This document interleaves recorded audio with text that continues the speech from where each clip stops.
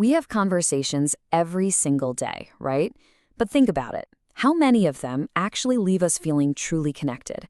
Well, in this explainer, we're going to build what I like to call a communication compass, a simple guide to help turn pretty much any interaction into a moment of real, genuine understanding. You know that feeling, don't you? You're in a conversation, words are flying back and forth, but it just feels like you're on two totally different planets. You walk away feeling frustrated, kind of unheard, and honestly more disconnected than before you even started. It's a super common experience for, well, all of us. And look, that feeling, it's not just in our heads. A major Pew Research study found that we are more polarized and less likely to compromise than at any point in recent history. We're actually building our lives inside these little echo chambers, where we live, who we hang out with, and it's all based on what we already believe. We've kind of stopped listening to each other. But what if we just reframe that whole idea?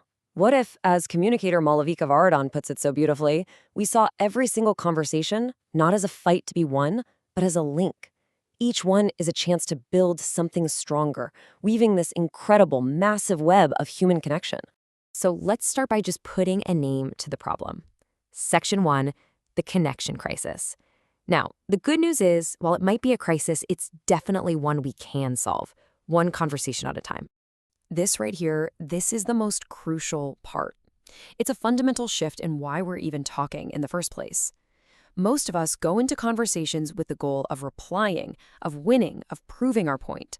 But if we change our goal from winning to connecting, literally everything else changes with it.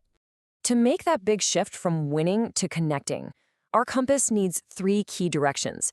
So let's look at the very first one, Section 2, tune in. This is all about mastering the inner game, the mindset you bring to the table before you even say a single word. And that brings us to this huge distinction in how we listen. As Stephen Covey famously said, most of us listen with the intent to reply. Our brain is already cooking up a comeback, defending our own ego. But what happens when we switch to listening to understand?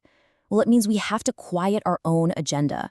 We have to be fully present, and we have to go in with the genuine beliefs that the other person has something to teach us. A huge part of tuning in is learning not to take things so personally. Referee Frederick Imbo has this brilliant 2-step strategy. First, when you feel attacked, just pause and ask yourself, is this really about me? Maybe that driver who honked at you is just having a terrible day. Try to find their intention first. But okay, if it is about you and it hits a nerve, step 2 is to acknowledge that feeling, give yourself some empathy, and then speak up about how it made you feel. The final piece of our inner game is about grounding our words in 4 powerful pillars. And this comes from speaker Julian Treasure. He calls it the HAIL framework. It stands for honesty, authenticity, integrity, and love, which can be as simple as just wishing the other person well. When you bring these together, you're not just saying words, you're building a foundation of trust that makes a real connection even possible. Okay, so once our inner game is set, we can move to the second point on our compass. Section 3, open up. This is all about creating a genuine invitation for the other person to connect with you, making a space where a real conversation can actually happen. And that invitation, it starts before we even speak. Public speaking coach David J.P. Phillips points out how our body language sends these incredibly powerful signals. Closed gestures, like crossing our arms or that classic fig leaf pose with hands clasped down low, they subconsciously tell the other person, I'm a threat. But when we use open gestures, facing them with uncrossed arms, our body is basically saying, welcome, I'm ready to connect. The words we use to start a conversation matter too, a lot. Malavika Varadhan really pushes us to just skip the generic small talk like, how are you? I mean, it's a dead end, right? Instead, she suggests asking a personal question that invites a unique story. Ask about where their name comes from or about their most memorable trip. You're not just asking a question, you're handing them a key to open a door into their world. And to really show that you're open, anthropologist Gene Smith gives us this awesome, memorable checklist, HOTAPE. Let's break it down. Are you using humor? Is your body language open? Is there any appropriate touch? Are you giving them your full attention? Are you using proximity, being near them? And finally, are you making eye contact? That last one is so important. It's often the #1 way people can tell the difference between polite chat and genuine interest.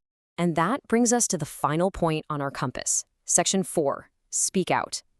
We've tuned in our mindset, we've opened up the space. Now let's focus on how we actually deliver our side of the conversation effectively. So, Julian Treasure describes our voice as a toolbox. And you know what? Most of us only ever use one or two tools. But look at everything we have to work with. We can change our register, from speaking in our nose down to our chest for more authority. We can change our pace, slowing down to really emphasize a point. We can adjust our volume.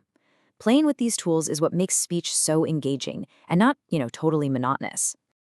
I love this. Comedian Andrew Tarvin reminds us that one of the absolute best tools for connection, humor, isn't some kind of magical talent you're just born with. No, it's a skill. And because it's a skill, it means we can learn it and practice it. You don't have to be a professional comedian. You just have to be willing to try.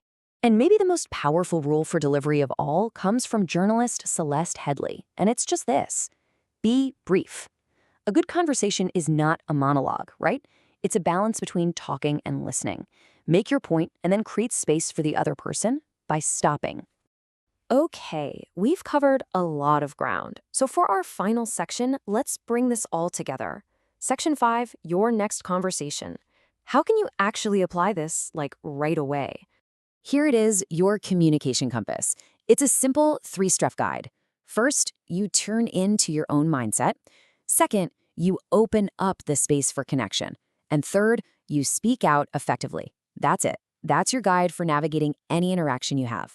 Because here's what's really at stake. In a world of 140-character summaries and flashy headlines, it's so easy to forget this deep, profound truth. Every single person we meet is not just a title or a label. They are an entire, complex human story. So, the final question is really for you.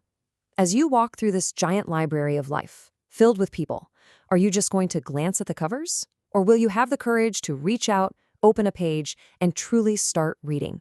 The choice is yours.